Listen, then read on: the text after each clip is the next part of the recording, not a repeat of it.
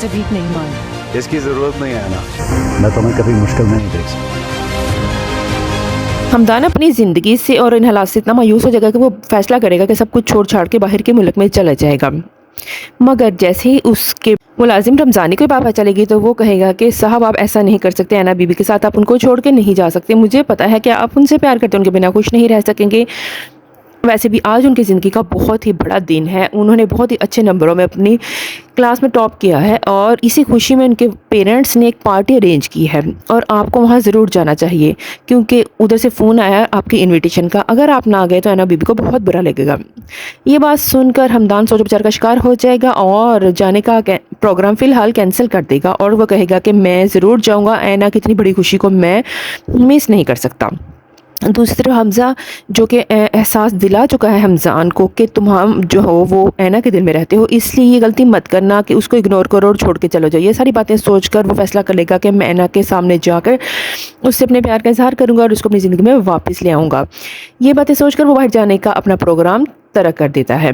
दूसरी तरफ ऐना बहुत खुश है कि उसने बहुत ही अच्छे नंबरों से अपना इम्तिहान पास कर लिया है और अपनी सारी कामयाबी का क्रेडिट देती है वो हमदान को, क्योंकि हमदान ने ना सिर्फ उसको पढ़ाया बल्कि उसमें कॉन्फिडेंस पैदा किया और उसको आगे बढ़ने का हौसला भी दिया।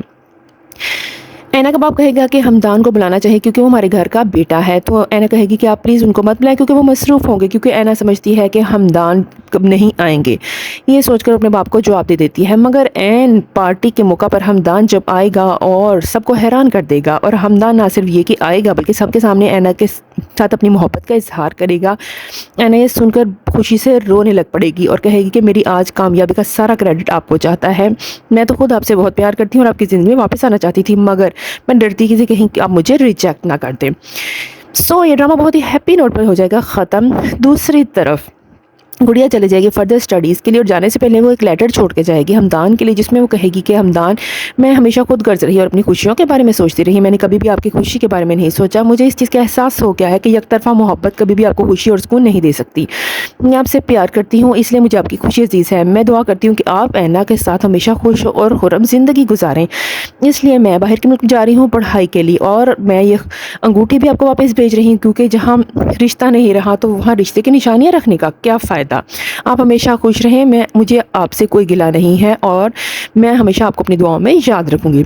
दूसरी तरफ रज़ा और गुड़िया के वालिदैन बुलाएंगे हमदान को और उससे माफ़ी मांगेंगे, हमें माफ़ कर दो, हमने तुम पर इल्ज़ाम लगाया और तुम्हें बुरा भला कहा, हालांकि तुम तुम्हारे मोहसिन हो, तुमने हमेशा हमारा साथ दिया, हर मुश्किल में तुम हमारे साथ खड़े थे।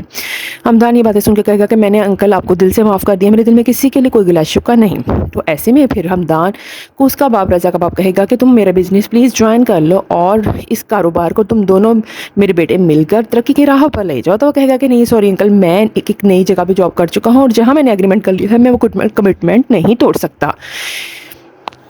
दूसरी तरफ आइमा माफ़ कर देगी उस्मान को और उस्मान को दिखाया जाएगा कि वो बहुत ही कामयाब इंसान बनकर जब बाहर से वापस लौटेगा तो तब तक आइमा भी डॉक्टर बन चुकी होगी और इन दोनों के दिल में एक दूसरे के लिए जगह और गुंजाइश पैदा हो चुकी होगी। फिर ये दोनों एक दूसरे को माफ़ करके अपनी ज़िंदगी बहुत ही हंसी खुशी गुजारेंगे। सुकून ड्रामा सबको मिल जाएगा सुकून।